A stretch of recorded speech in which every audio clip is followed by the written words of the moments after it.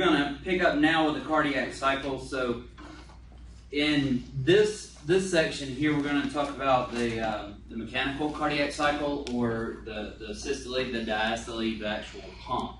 Now, later on tonight, if we get to it, we'll talk about the electrical cardiac cycle. But right now, we're just talking about the pump. So one cardiac cycle is going to be systole and diastole, the squeeze and the relaxation. So it represents the complete depolarization and the repolarization of the atria and the ventricles. But I don't want you to misconstrue those terms there, because repolarization, depolarization, that's going to be electrical. Okay, so we do know that systole is when the ventricular systole is when we have contraction or depolarization of the cardiac electrical cells that squeeze on the muscle and make it squeeze.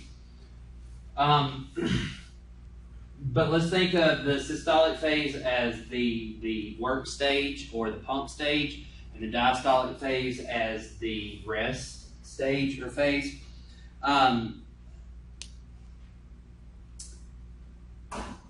When did I tell you guys that coronary blood flow is received? Coronary blood. During diastole. So during the rest phase, the heart gets its blood. And it makes sense because the heart needs to get its blood to replenish its strength, to replenish its supply, so that it can be ready for the next cycle. Now, one thing that we'll mention a lot is that it's hard for us in our human mind to really fathom like the scale in which our body works, not just our heart, but our brain and all of that, when it comes to the fact that it pumps our complete circulation of blood, the fact that it works in milliseconds, like everything happens so quick, right? But we're going to try to think of it on a little bit bigger scale, just so that we can understand the physical aspects of it.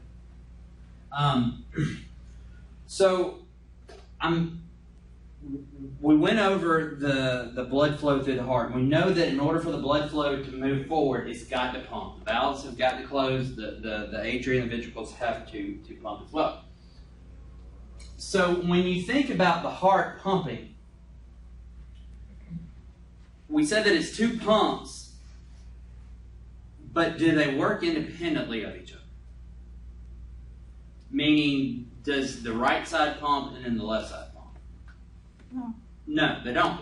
The atria squeezes together, the left and right ventricles squeeze together. They're acting at the same time because they're going to be stimulated by the same electrical conduction out of the SA node and the AV node and all that, but they're doing two different jobs, essentially.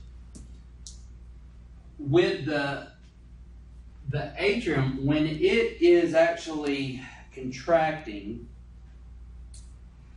it doesn't squeeze as hard as the ventricles do, because the atria is sitting on top, and on Earth, we succumb to gravity, right?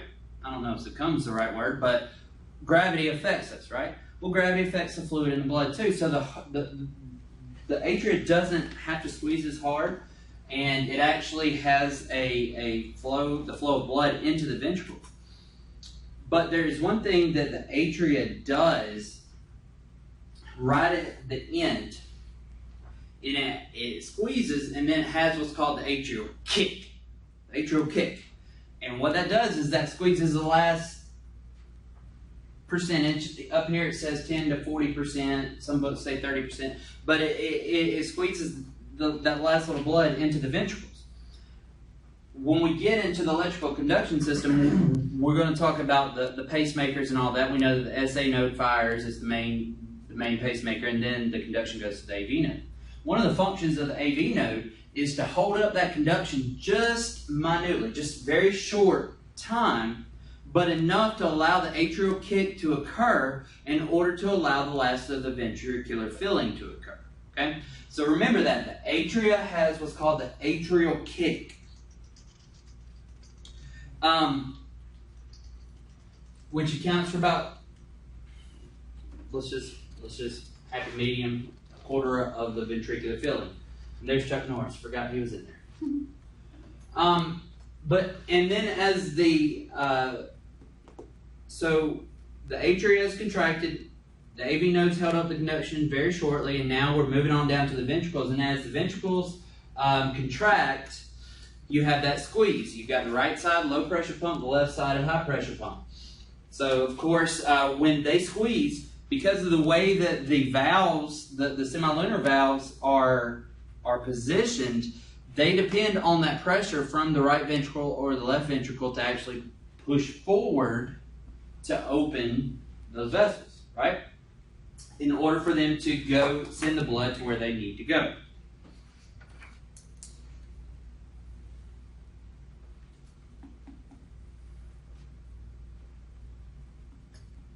So again, we've already went through this. Just understand not just that a drop of blood goes the route that it does, but understand how it does based off of the mechanics of the way that the heart's functioning now. All right. So I mentioned earlier that we were going to have some new terms. Some of the terms I'm about to give you, they're not going to be new terms, but they're going to be terms that you're going to spend a lot more time with than you did previously. With the first one being cardiac output.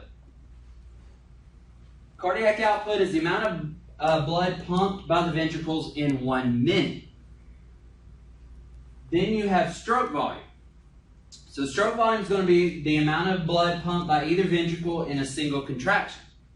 All right, so cardiac output is the amount of blood out in 1 minute. Stroke volume, just think of each stroke, the blood pushing out, right? Each stroke, okay? The normal cardiac output for the average adult is, like I said earlier, 5 to 6 liters per minute. Your circulating volume, okay? Of course, heart rate, which is the number of contractions per minute, which is your pulse rate. Now, this term right here, ejection fraction. So ejection fraction is essentially measuring the same thing that we're measuring with cardiac output, but we're looking at it in a percentage. Now, ejection fraction is really not as important for us to really focus on as cardiac output is, all right? Your normal ejection fraction is 55 to 70% of your blood, all right? So if we're saying that ejection fraction is the percentage of blood that is squeezed out with each ventricular contraction, okay, in percentage, and it says that only in a normal person, normal functioning heart, your ejection fraction is only 55 to 70% of your total blood volume. So what's happening to the other blood that's in there? That's right. So it stays in there. It stays in there. So you think of it like this. We know that the heart is a pump, all right? We know that the heart, it has elastic tissue that opens up and then it squeezes, right? Think of a balloon. If you blow a balloon up, the walls are still bouncy, right, while there's air in it, because it still has something pressing against the walls, right? But what happens if you lose all the air in the balloon? What happens to the walls of the balloon? They collapse down, right? In a sense, that's kind of the same thing that has to happen with the heart. It has to keep that portion of blood within the ventricles there so that it'll keep somewhat of a prime, all right? So all of the blood does not empty out of the ventricles with each squeeze. It has, there's about 30% that stays in there, okay?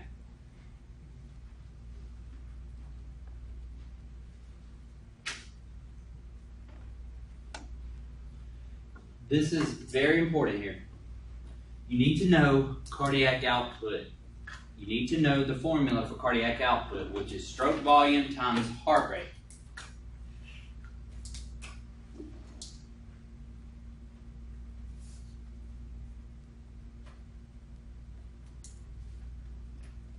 Let's say that you started from a dead sprint and you ran as fast as you could up the stairs into the classroom. What is your heart doing now? Racing. It's pumping faster. Why is it doing that? Because it's trying to meet the requirements. All right, because we've got a higher demand of oxygen, right? this is a compensatory mechanism, and it's not just because we have a higher demand of oxygen, but we've got to meet that oxygen demand. So how do we meet that oxygen demand? Speed up the process. Get more blood to wherever you need it. That's right. So we've got to be able to get more blood out quicker. So if I'm resting, there's not that much of an oxygen demand on my heart, right? So my heart's just going to squeeze at my normal pulse rate. All right. All jacked up on Red Bull and Mountain Dew and coffee. Mine's resting rate of about 180. But normal people's heart rate's resting at 70, right? 70 or 80. It's a compensatory mechanism in order to increase our cardiac output. Okay? So, again, think of this as to why these things are happening, and not just that they are happening. We know that the heart speeds up in response to an oxygen demand, but it's not just beating faster for no reason. It's beating faster because it's trying to work out the equation here. Okay? So cardiac output equals stroke volume and heart rate. In order for output to meet demands, we've got to increase our stroke volume, we've got to increase our heart rate, or we've got to do both. Okay?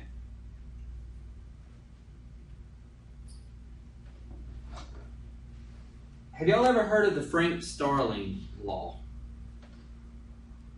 So it's actually two people, Frank and Starling, but I like to think of it as just one man, as Frank Starling, like Frank the Tank Starling. Frank-Starling law says that the greater the stretch, the greater the force. So go back to that balloon illustration I used just a minute ago. If I blow a little bit of air in that balloon, it's going to come out just a little bit, right? But if I blow it up to where it has stretched to max capacity, whenever I release that, it's been stretched, whenever I release it, what's going to happen?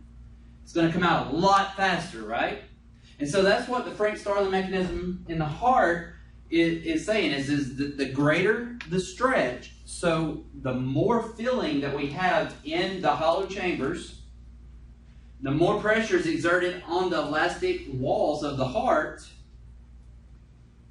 the greater the output's going to be. Okay? So that's one way that it increases stroke volume. When cardiac muscles stretch, it contracts with greater force. So what is it going to do? It's going to try to get more blood into the ventricle to stretch better. Okay? But it only works to an extent. You speed the heart rate up, you get more blood to it, that works. But you speed it up too fast, you're not going to have time for ventricular filling, and so it's just going to pump half-heartedly. Okay? Get it? Half-heartedly? If the heart rate is constant, any stroke volume increase will increase overall cardiac output. But the way that the way we're going to increase stroke volume by heart rate is to actually speed up the heart rate. Okay? So, in this class, your main objective, no matter what the etiology is to restore cardiac output. There's hardly a pre-hospital medical emergency across the board that you can give me that scenario and I can't show you that it goes back to cardiac output. Why? Because the heart supplies the body with oxygen. The oxygen, or the body needs oxygen to live. Right? No matter what, it's going to go back to cardiac output. Here's another phrase of mine. The body likes its numbers. Why do you think you learn normal vital signs? Normal numbers. Because that's what we call the homeostatic balance, right? The heart likes those numbers. The heart likes it when it is beating at a rate of 70 beats per minute. The heart likes it when it's pushing out 5 to 7 liters of blood every minute. The heart likes it when its cardiac output is where it needs to be. And the body itself is going to react to stressors and stress mechanisms to try to maintain those numbers. Bottom line is that poor pump equals poor perfusion. Poor pump equals poor perfusion. So no matter what in this class, whether it is we're talking about heart failure, we're talking about MI, we're talking about supraventricular tachycardia, or atrial fibrillation, or ventricular tachycardia, or ventricular fibrillation, or any of the arrhythmias, we're going to have to go back to this right here. We're going to have to go back to this equation. What is affecting this body? What is affecting this patient? And what do we need to work on in order to restore cardiac output or to improve cardiac output? Remember, the body has natural compensatory mechanisms. Where we come in is when the body is unable to fulfill those compensatory mechanisms and they start to decompensate. The body has a warning system, right? Remember in the little video we watched just a minute ago, he said, perhaps maybe it's your body trying to tell you that there's something wrong. Best English accent I got. Your body is going to try to warn you. Your patient's body is going to try to warn you. And that's where we come in, is to try to figure out what part of this equation do we need to work on. And it makes a lot more sense as we get more into it, as we get more into the processes. But in order to know what's wrong, in order to know how to fix something, we need to know how it works normally, right? A mechanic, a car mechanic, has to know how a combustion engine works, right? He or she has to know how that engine works in order to diagnose what's wrong. That's why we go over so much physiology. That's why we go over so much of the anatomy. That's why we need to be proficient in those areas, because we're not expected to be complete experts. There's only so much you can learn in a year of school, right?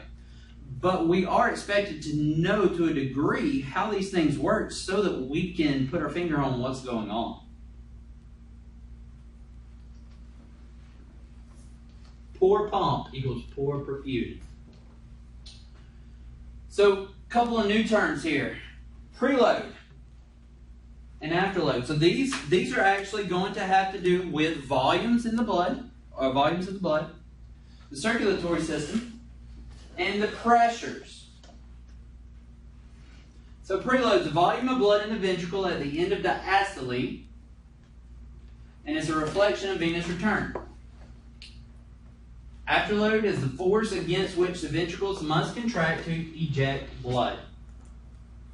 Both of these affect cardiac output, and both of these work to increase cardiac output. You've got Starling's law. Cardiac muscle, when stretched, contracts with greater force. Increase in preload. So now I've given you the definition of preload, which is going to be in diastolic volume. So how much blood is in the heart at the end of diastole? So essentially what that's saying is how much blood is going to be available to pump out in systole, right? Because right after diastole, you go straight into systole.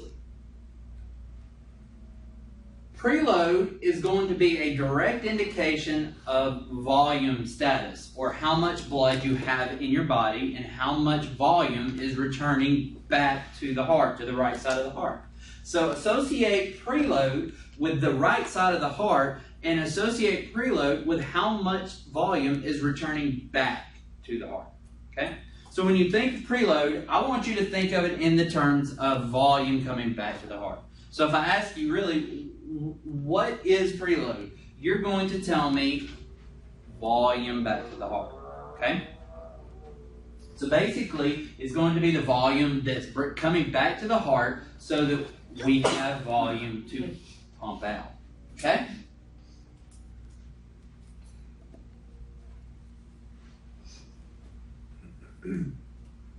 So your normal preload's usually around 120 to 130 milliliters. So that's about the amount of blood that's going to be in the ventricles ready to pump out.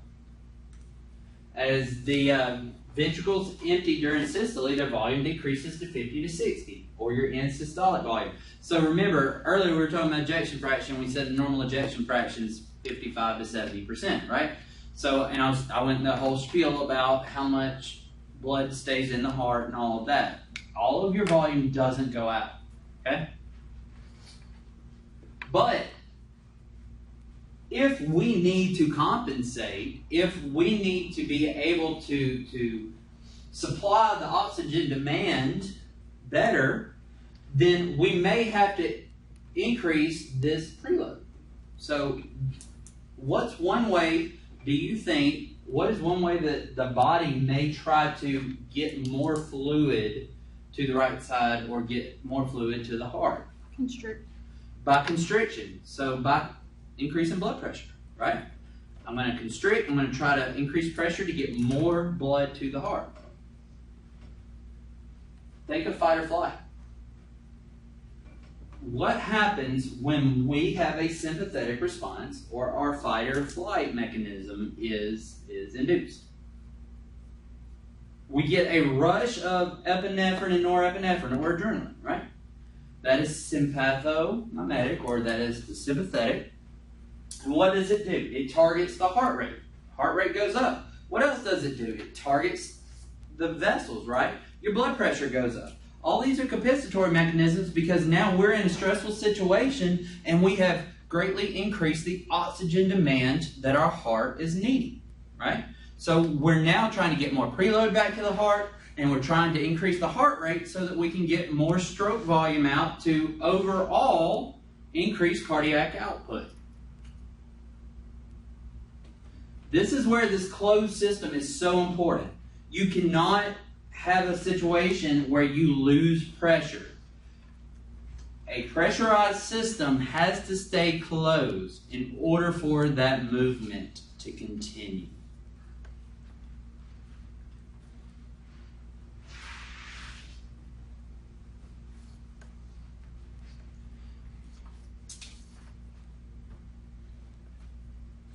With a constant stroke volume, cardiac output can be increased by increasing the number of contractions per minute. That's what we were saying just a minute ago, right? We can increase stroke volume by increasing heart rate. This is what's known as a positive chronotrophic effect. I'm going to give you a couple of new terms here, and I'm just getting a little bit ahead right now, but I want to go ahead and give these to you. Chronotrophy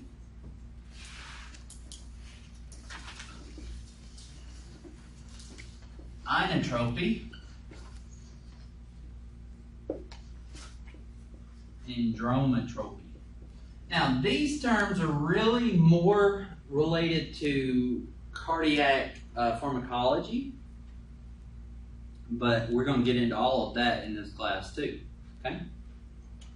So right here it says, a constant stroke volume cardiac output can be increased by increasing the number of contractions per minute, or we can say increasing the number of beats per minute, right? And this is called a positive chronotropic effect. So chronotropy refers to rate of heart. Okay? And I'm going ahead and giving you inotropy. Inotropy refers to contractile force of the heart. And dromotropy is going to refer to force or increased conduction. So it's going to be more of an electrical property. Okay? So chronotropy, if I say something has a positive chronotropic, if I say a drug has a positive chronotropic effect on the heart, that means it's going to do what? It has a positive chronotropic effect. It's going to increase the heart rate. If I say that a drug has a positive inotropic effect on the heart, it's going to do what? Increase the contractile force. All right? And then there are drugs that help with the conduction as well, but I really, right now, I'm focusing on those two terms. Okay?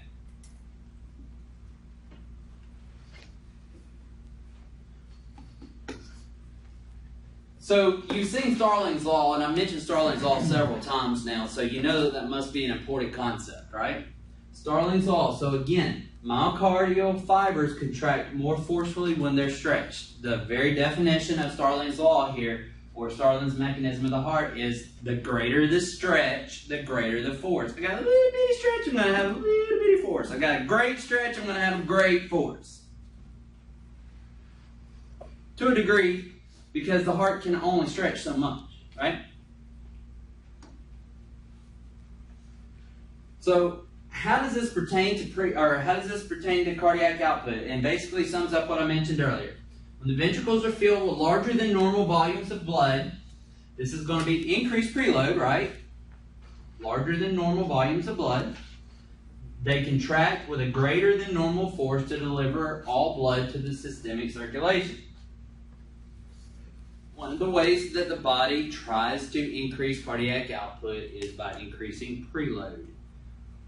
But it does that not just so that we have more blood to go out, but we have more blood to stretch against the walls of the heart to push it out. Okay? So how does the behavior of latex balloon resemble myocardial fiber? So I mentioned this earlier, but I want to hear it in your own words.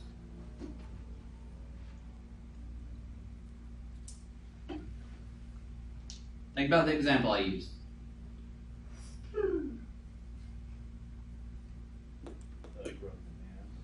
Like rubber bands, pretty much.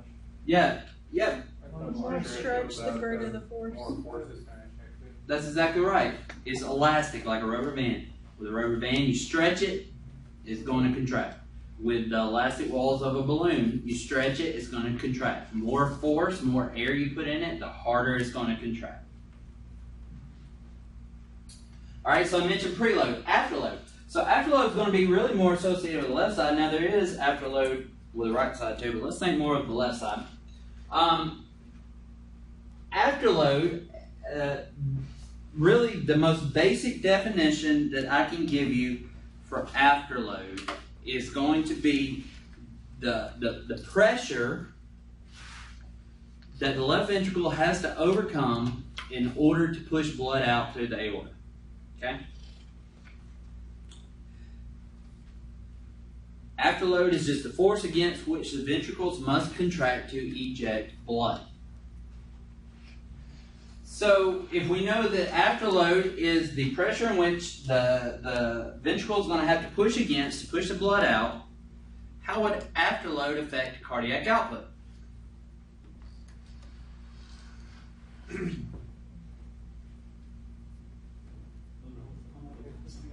It would help hold the pump up and something behind the pump, right?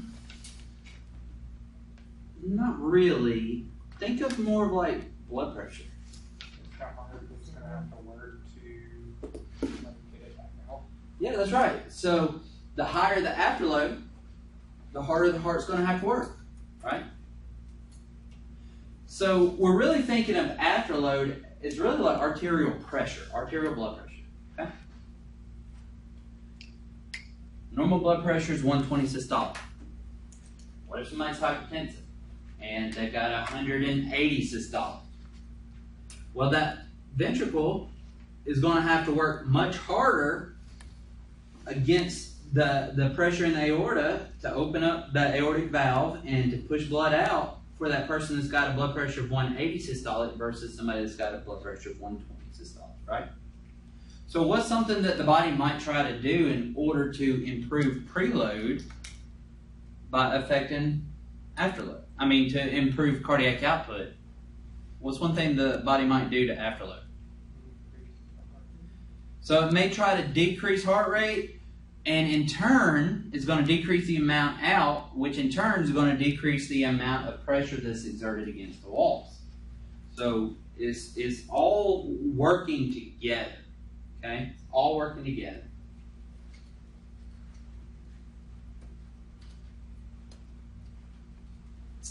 So this little graphic here, I'm just a visual person. I like to see things. The guy's dumping a bucket of water into the right side of his heart, and it says preload. Preload's volume of blood in the ventricles at the end of diastole. Preload is increased in hypervolemia, so somebody is fluid overloaded. It's also increased in regurgitation and cardiac valves. Why? Because the blood's not moving forward, it's moving backwards and coming back. Then afterload is the resistance the left ventricle must overcome to circulate the blood. Afterload is going to be increased in hypertension and then also in instances where we have vasoconstriction. I mentioned the fight or flight mechanism, right? Increased afterload equals increased cardiac workload. All right? I know there's a lot of information thrown at you really quickly with those, but just think in terms of pressure. Preload is going to be the volume that comes back. It's going to affect the pressure as it goes out. Afterload is the amount of pressure that the ventricle must overcome in order to perfuse the body. Okay? All right? So we're going to move into nervous control of the heart. Just as the heart and the pulmonary system works hand in hand together, the nervous system and the heart works hand in hand together. In order to have an intact cardiac system, your nervous system needs to be intact as well. Specifically, your autonomic nervous system. Why is it important for us to know this? Well, I'm a firm believer that if I'm going to give a medication that's going to affect a patient's body, I need to know what to expect. I need to know why I'm going to give it. And not only that, but it helps us understand the whole physiology of the heart. But a lot of the medications that you give, as a matter of fact, I'd probably say most of the medications in your drug box are going to affect the autonomic nervous system in one way or another, whether it's sympathetic or parasympathetic. So these are going to be terms that you're definitely going to hear in pharmacology, but we got to jump into it now. We got to know these terms. Before we can get more into the autonomic nervous system, we need to know these simple terms here. Agonist. An agonist is something that works with it. So if I say a beta agonist, a beta 2 agonist, that means that it works with or it improves the function of the beta 2 adrenergic receptor. So if agonist works with it, what does antagonist do? Works against. It works against it.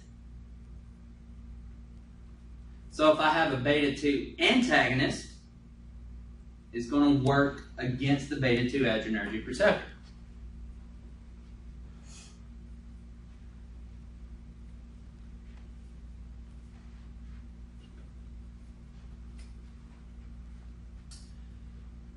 I guess I could use the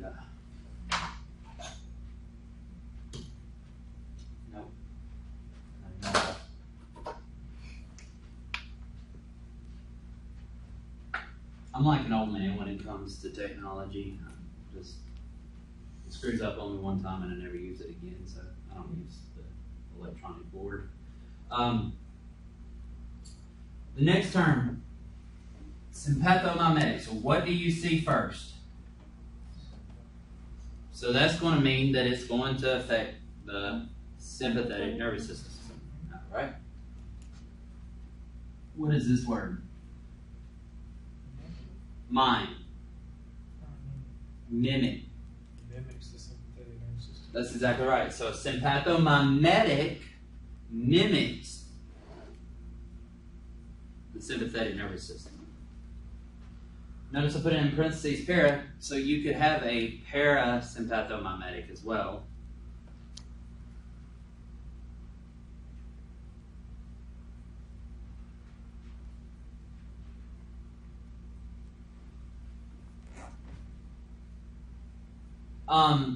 Then a sympatholytic, lysis, usually means the destruction of, right? In this case, we're going to think of is going to work against it. So sympatholytic is going to work against the sympathetic nervous system.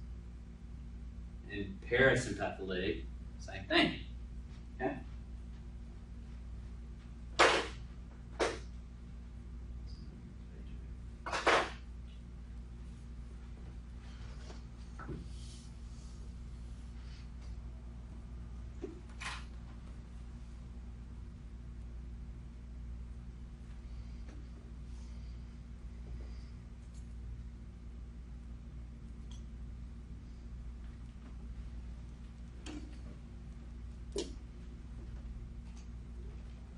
I should have put these other terms. Let's just do this. I'm gonna write some more terms here. We'll see in a minute, but I want you to just go ahead and put it in with these, all right?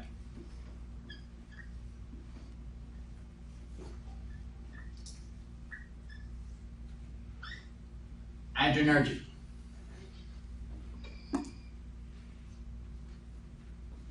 There's a couple of little glands that sit on top of the kidneys. What are those called? The adrenal glands.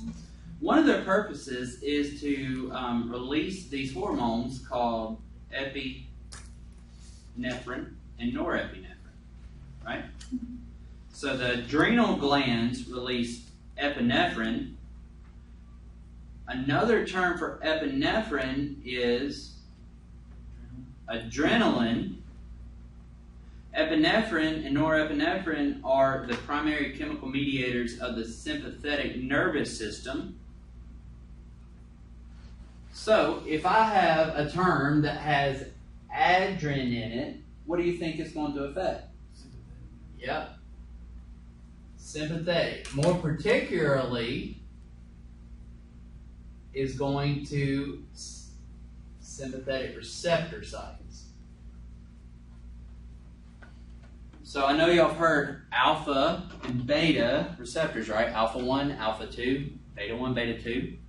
Those are called adrenergic receptor sites.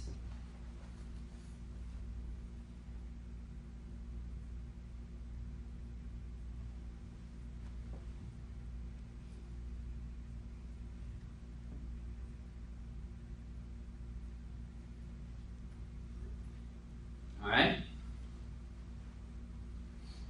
So I guess while we're on that subject, let's just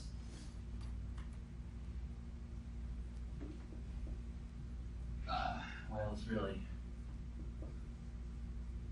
norepinephrine and also epinephrine are the primary chemical of the sympathetic nervous system. Okay?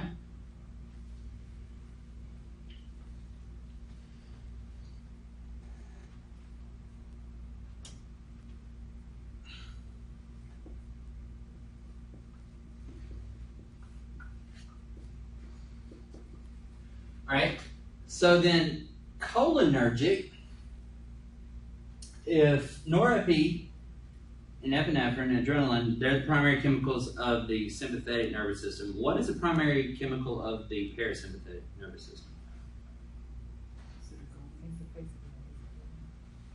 So, acetylcholine, ACH, I don't know how to spell it. So, acetylcholine.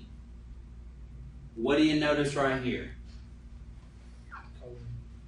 Choline. So, cholinergic. So, if I say something is a cholinergic, it's going to affect the what? The parasympathetic. Right? So, if something's a anticholinergic, it's going to do what? Work against. Work against the parasympathetic nervous system.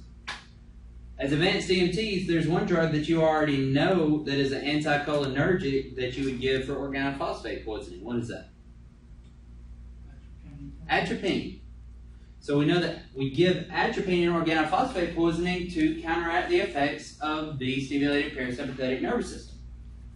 We'll give atropine in cardiac stuff to counteract the effects of the parasympathetic nervous system, more particularly acetylcholine and vagal nerves effects on the heart.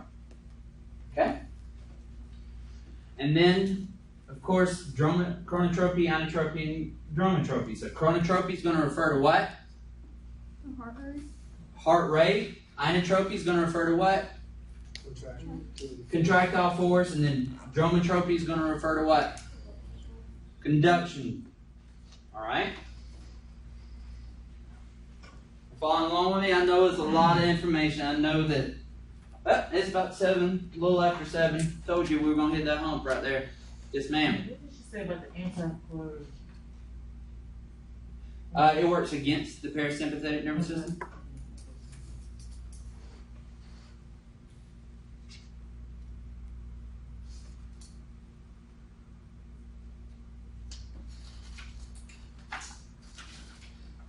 We might have to start doing like my little girl has to do with her own school. She does a brain break on a website called GoNoo, where they do a bunch of like little dancing and stuff. I think they did the Cupid Shuffle today or something like that.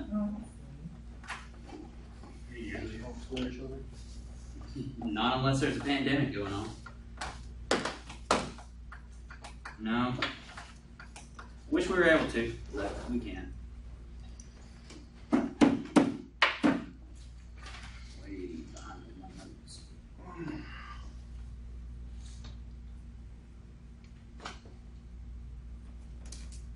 Okay.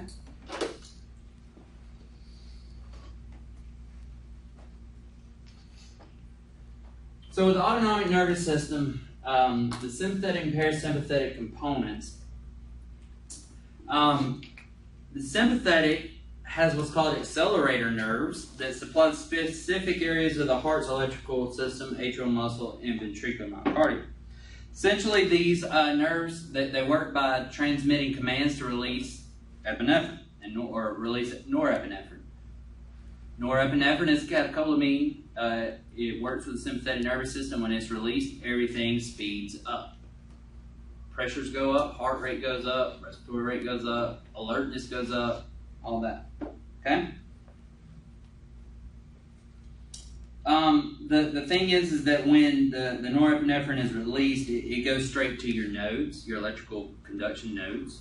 So this is going to affect more of the electrical, okay? But it's going to speed things up. Okay? The parasympathetic component is mainly a cranial nerve, which is the vagal nerve, and it innervates at the SA node, or meaning it kind of like affects the heart at the SA node.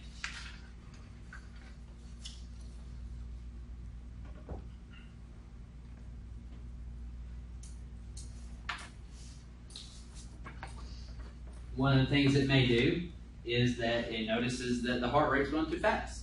So the vagal nerve will be stimulated. It'll release acetylcholine. Acetylcholine is or the chemical of the parasympathetic system.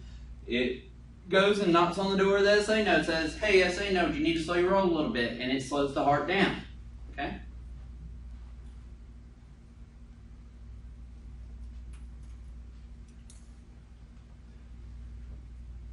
The sympathetic nervous system works.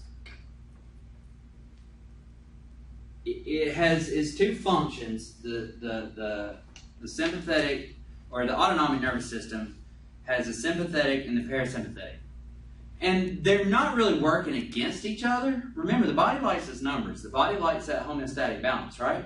So they're trying to even each other out so that we can maintain that normalcy or that homeostatic balance. But under certain situations, whenever we get to the point to where the sympathetic nervous system is stimulated, then its effects are going to outweigh the parasympathetic, or vice versa. Okay?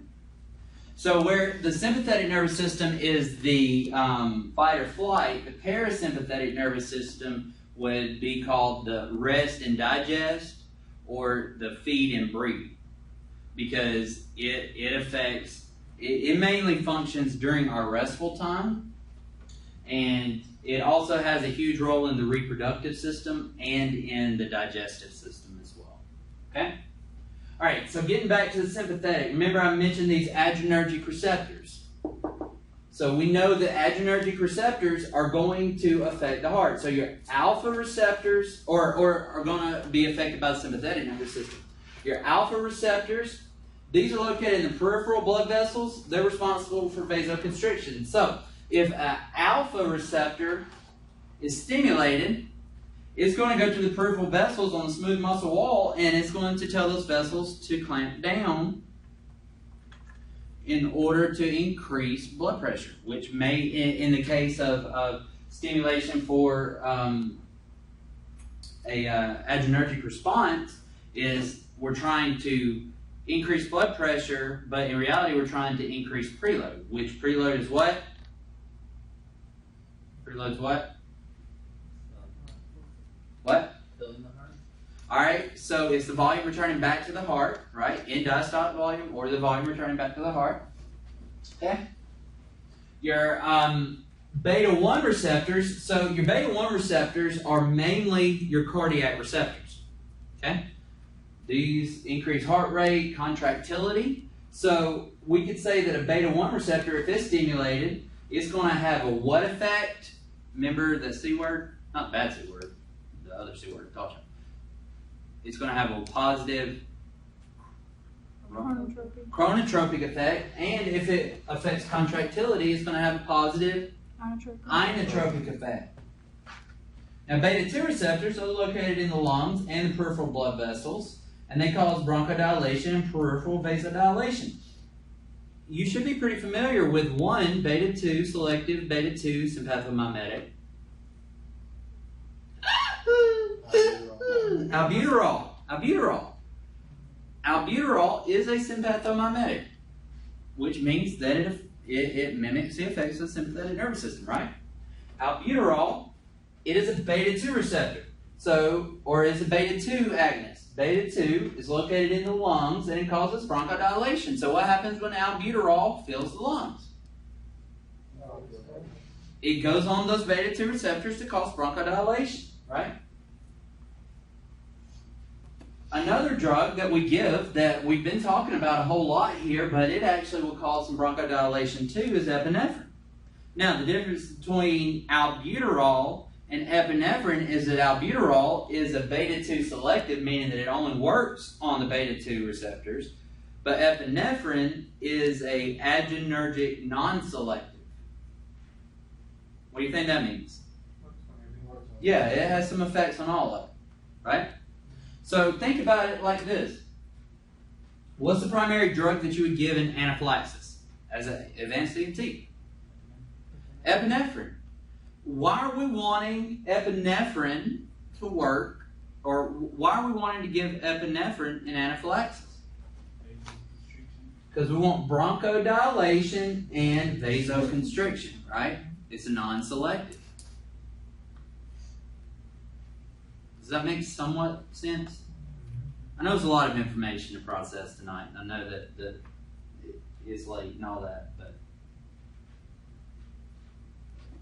all right. And then y'all got this table on your outline that I gave you, but these are just some of the particular responses there. Now, alpha 2 doesn't really pertain to us in cardiology here as much, because the alpha 2 receptors are really affecting the presynaptic terminals at where the neurons are, so they work more with the neurons. Is it like a skeletal muscle? Is it nervous?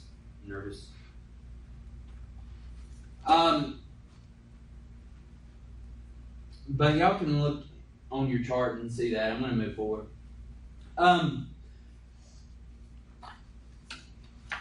The autonomic nervous system, by its network of nerves, and then also its stimulation of catecholamines, is going to have a great effect on the heart.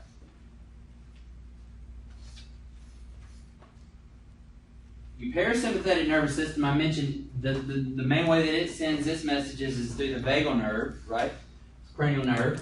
A couple of ways that it can be stimulated. Pressure on the carotid sinus, straining against a closed glottis. Y'all learned how to do that, right? The Valsalva maneuver. And then distension of a hollow organ.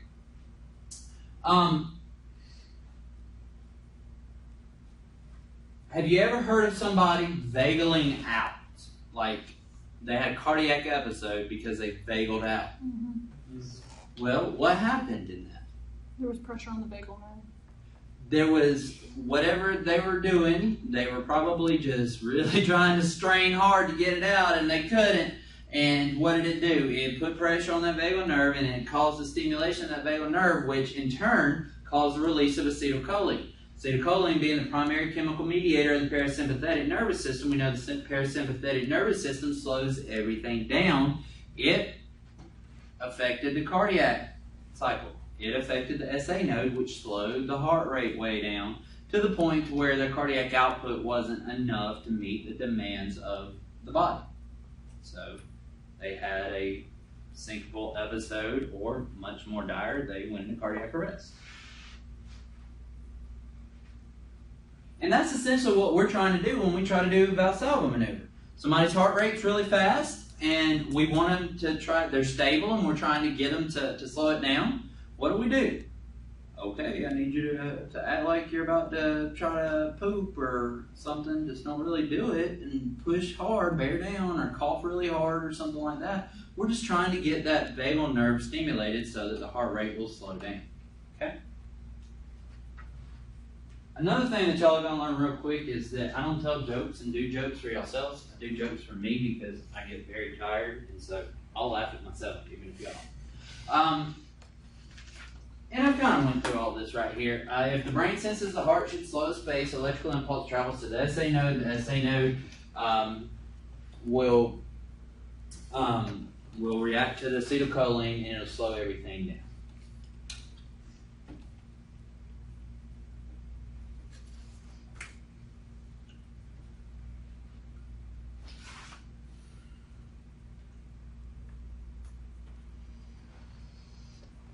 Okay? Any questions? Earlier I mentioned Baro receptors within the arterial system. And again, it just Baro detects changes in blood pressure, and then it will give a reflex response. And then chemoreceptors, chemical, is one of its primary functions is to detect levels of carbon dioxide in the body. And really, what it's doing is that it's really detecting changes in the acid-base balance by increases or decreases of carbon dioxide.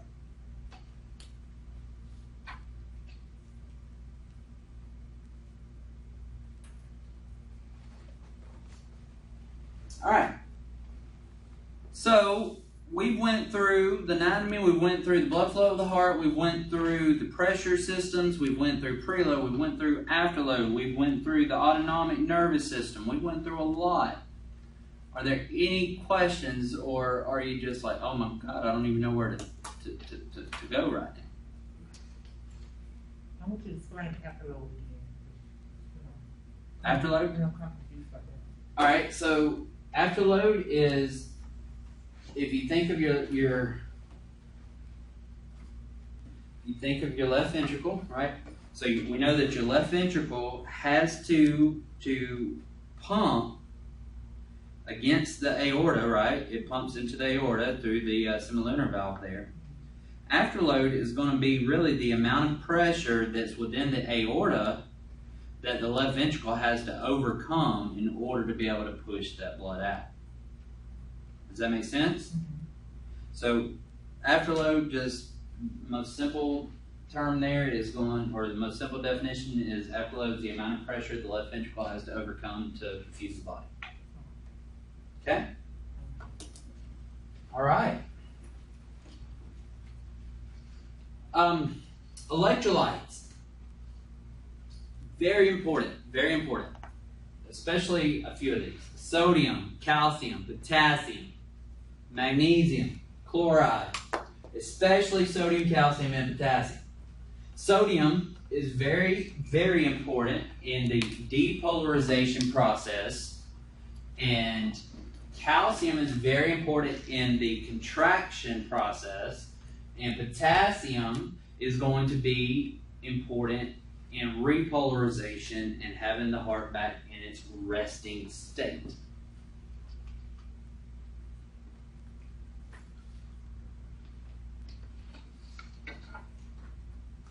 Can you repeat this first, the first two for sodium and calcium just one more time? Huh? Can you repeat the first two of sodium and calcium just one more time? So sodium is going to influence depolarization. calcium is going to have a huge role in myocardial contraction.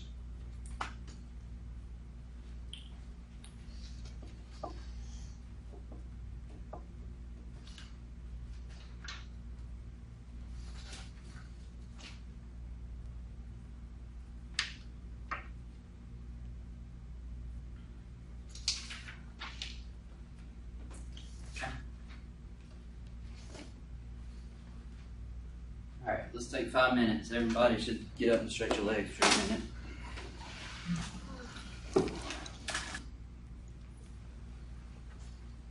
Alright, so we're going to move on past the mechanical function now to the electrical function. The heart has two functions. It has mechanical function and it has the electrical function. The mechanical function is going to be the muscular contraction, the force of the heart, the pumping. The electrical function is going to be the first step to causing the mechanical function. Okay? So just going to go through the electrical conduction system really quickly. So your SA node, we know the SA node is the primary pacemaker. The normal intrinsic rate or the normal heart rate of the SA node is what? 60 to 100. 60 to 100. 60 to 100.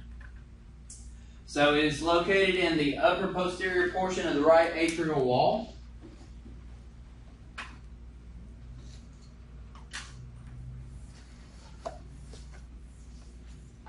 So the SA node will create its conduction, and then it will go down these pathways, these highways, if you will, internodal pathways. There is only one SA node, but there's two atria. That same conduction that starts at the SA node has to travel across. So they'll go down these internodal pathways, and there's a little accessory over here called the bundle of Kent, where it kind of works as a little node as well. And it's where it will continue to process the conduction down the atria. So the internodal pathways, they carry the conduction from the SA node down. Okay? I'm sorry, I meant to say the Botman's bundle, not bundle of Kent. Bundle of Kent's the accessory pathway. The Botman's bundle, which is on the left side here, also known as Winkenbach's bundle, or Thorell's pathway. So essentially, its function there is to conduct electrical activity from the SA node to the left atrium. Then you've got the AV node. So we've taken the conduction at the SA node, this went down the internodal pathways, and now it's made it to the AV node.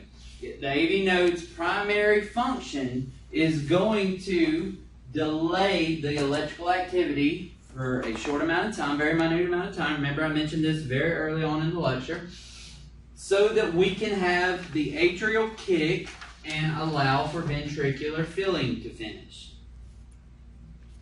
Now, if the SA node fails, the AV node can pick up as a pacemaker.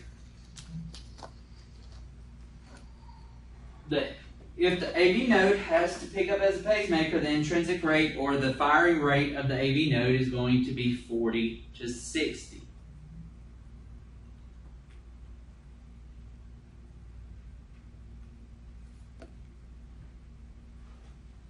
At the AV junction, this is where we have the joining of the conduction from the SA node down to the AV node and at the junction. If the SA node fails or slows below the normal rate, the AV junctional tissues at the AV node initiate electrical activity and thus the role of secondary pathway, or the secondary pacemaker. Now, in some instances, and I'm not getting too deep in this right now, but in some instances you may have what's called an accessory pathway, where the conduction from the SA node and the atria, internodal pathways, completely bypasses the AV node and it goes straight to the ventricles. But right now, just in order to know what's abnormal, we need to know what's normal. So let's just talk about the SA node, internodal pathways, AV node. Then you get to the bundle of His. The bundle of His is below the AV node, and it's at the start of where we're going to start seeing ventricular contraction. It lies at the very top of the interventricular septum. Sometimes it's referred to as the common bundle. And if the SA node fails and the AV node fails, then the bundle can pick up and it will have a firing rate of 40 to 60. 40 to 60 at the high point of the bundle, okay? And then as we get a little bit lower, as we're going to talk about in just a minute, then it will go to 20 to 40. Bundle of His will divide into two main bundle branches. You've got the right bundle branch and the left bundle branch. And from the bundle of His, and the bundle branches, then you have what's called the Purkinje Network, okay? So, our heart's a pretty big organ. And the conduction pathways are sitting a little more anterior, more on the front here. But the bottoms of the ventricles, the backs of the ventricles, they need to be conducted too, right? And so in order for us to get a good squeeze, good full squeeze, we've got to have fibers that go to conduct the ventricles all the way around. And the Purkinje network, or the Purkinje fibers, is what will do that. So essentially, you've got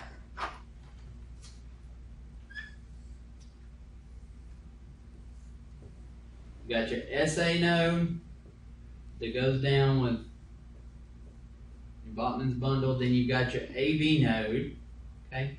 Then you've got your bundle of His, and then you've got your right bundle branch and your left bundle branch. But then you've got a 3D organ, right? And so you've got to be able to send conduction all around to the backs and all that. All right, and so that will be your Purkinje fibers. Terrible artist. I know, that doesn't even look like a heart. Like, somebody look at that and be like, what the crap? All I got a right. question. Hey, So, if everything's going good, the SA node, the AV node, the bundle of His, and the Purkinje fibers, they're all firing. But if their heart rate's like in the 30s, the Purkinje fibers is the only thing that's firing. no, that's not necessarily true. Think about what I was talking about earlier with the SA node and the effects of the parasympathetic nervous system, right? Parasympathetic nervous system could affect the SA node and slow the heart rate way down. So, no, the only time that you're going to see this occur is that if the SA node and the AV node are not functioning normally. And the way that you're able to tell that is going to be in the arrhythmias that we're going to learn how to read. So in reality, we're getting the cart a little ahead of the horse right there, but to help you understand that concept, no, that's not, like, heart rate's not a direct indication of what area of the heart is actually pacing. Does that make sense? Okay. Okay.